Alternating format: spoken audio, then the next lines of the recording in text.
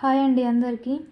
నేను ఈ వీడియోలో మీకు ఎన్టీ స్కాన్ అంటే ఏంటి, అది ఎప్పుడు తీసుకుంటారు, ఆ స్కాన్లో మనకి ఏమేమి తెలుస్తుంది అనేది నేను ఈ వీడియోలో మీకు చెప్తున్నాను.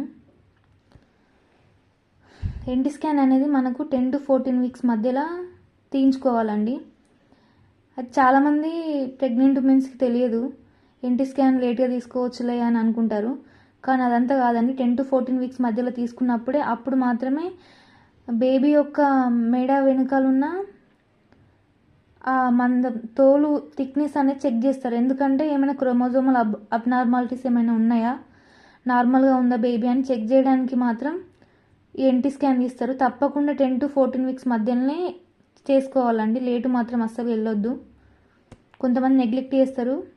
అట్లా చేయకుండా మాత్రం 10 to 14 వీక్స్ మధ్యలోనే వెళ్ళాలి. ఇప్పుడు ఎన్టీ స్కాన్ని ఏ విధంగా చదవాలి, అది ఏ విధంగా తెలుసుకోవాలనేది ఈ వీడియోలో నేను చెప్తాను. Uterus is enlarged in size, అంటే మనకి పాప వెయిట్కి అంటే బేబీ వెయిట్కి తగ్గట్టు యూటరస్ అనేది ఎన్లార్జ్ అయింది. సింగిల్ లైవ్ అంటే లోపల ఒకరే పాప బేబీ ఉన్నారని అర్థం. ఎన్టీ స్కాన్ టైంలో ఫ్యూటల్ హార్ట్ రేట్ అనేది 157 బీట్స్ పర్ మినిట్ ఉంది. అదే టైంలో ఫ్యూటల్ మూమెంట్స్ కూడా నోటెడ్ అయినట్టు ఇక్కడ మెన్షన్ చేశారు.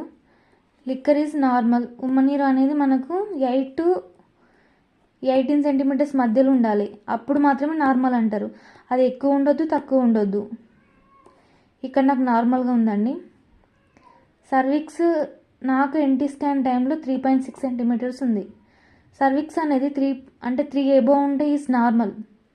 ఒకవేళ సర్విక్స్ అనేది 2.5 బిలో ఉంటే అప్పుడు మాత్రం సర్విక్స్కి స్టిచ్ పడుతుందండి.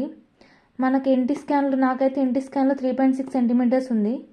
కానీ టిఫా స్కాన్కి వచ్చేసరికి నాకు సర్విక్స్ లెంత్ తగ్గిపోయింది, 2.5 బిలోకి తగ్గిపోయిందండి.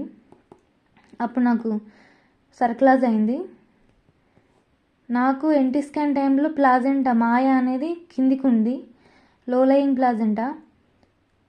అది కూడా అంటే చాలామందికి ఫస్ట్ ఎన్టీ స్కాన్ టైంలో కిందికే ఉంటుంది, దాని తర్వాత అది పైకి షిఫ్ట్ అవుతూ ఉంటుంది. అంటే చెప్పిన బట్టి టెన్షన్ పడొద్దు. ఎన్టీ స్కాన్ టైంలో నార్మల్, మాయ అనేది ఎవరికైనా కిందికే ఉంటుంది. నేను ఎన్టీ స్కాన్కి వెళ్ళిన టైంకి నా బేబీకి 14 వీక్స్ 2 days ఇది ఉంది కదా అండి. అంటే బేబీ మెడ వెనుక తోలు థిక్నెస్ ఎంత ఉంటే మనకు నార్మల్ 0.8 mm, థిక్నెస్ అనేది 2.3 mm ఉంటే నార్మల్ లిమిట్స్ అని అర్థం. అంటే అప్ టు 5 mm ఉంటే నార్మల్, 5 mm ఎబో ఉంటే ఏమైనా క్రోమోజోమల్ అబ్నార్మాలిటీస్ ఉన్నాయని చెప్తారు డాక్టర్ మనకి. డాప్లర్ స్కాన్ అండి. ఈ డాప్లర్ ఏంటంటే బేబీకి ఆక్సిజన్ సరిగ్గా అందుతుందా లేదా అని తెలపడానికి ఈ రేంజెస్ ఇచ్చారు. ఇవన్నీ నార్మల్ రేంజెస్. టోటల్గా ఎన్టీ స్కాన్ వల్ల మనం తెలుసుకున్నది ఏంటంటే సింగిల్ లైవ్ ఒకరే పాప అంటే ట్విన్స్ ఉంటే ట్విన్స్ అని వస్తుంది, సింగిల్ లైవ్ అయితే సింగిల్ లైవ్ అని వస్తుంది. ఎన్ని వీక్స్ ఉంది బేబీ, మెడ వెనుక మందం అంటే తోలు మందం నార్మల్గా ఉందా అబ్నార్మల్గా ఉందా, డాప్లర్ స్టడీ అంటే ఆక్సిజన్ ఏ విధంగా అందుతుంది, నార్మల్ లిమిట్సా అబ్నార్మల్ లిమిట్సా, ఎంత థిక్నెస్ ఉంది, మెడ వెనుక తోలు ఎంత థిక్నెస్ ఉంది, అలాగే ప్లాజెంటా ఏ పొజిషన్లో ఉంది. కొందరికి అప్పర్ పొజిషన్లో ఉంటుంది, కొందరికి లోయర్ పొజిషన్లో ఉంటుంది. కానీ లో లయింగ్ ప్లాజెంటా ఉన్న వాళ్ళైతే చాలా జాగ్రత్తగా ఉండాలండి, బెడ్ రెస్ట్లో ఉండాలి. నాకు మాత్రం టిఫా స్కాన్ అప్పుడు కొంచెం పైకి వెళ్ళింది, తర్వాత గ్రోత్ స్కాన్ తర్వాత అంటే బేబీ పెరుగుతున్న కొద్దీ ఈ మాయ అనేది పైకి జరిగింది అన్నట్టు.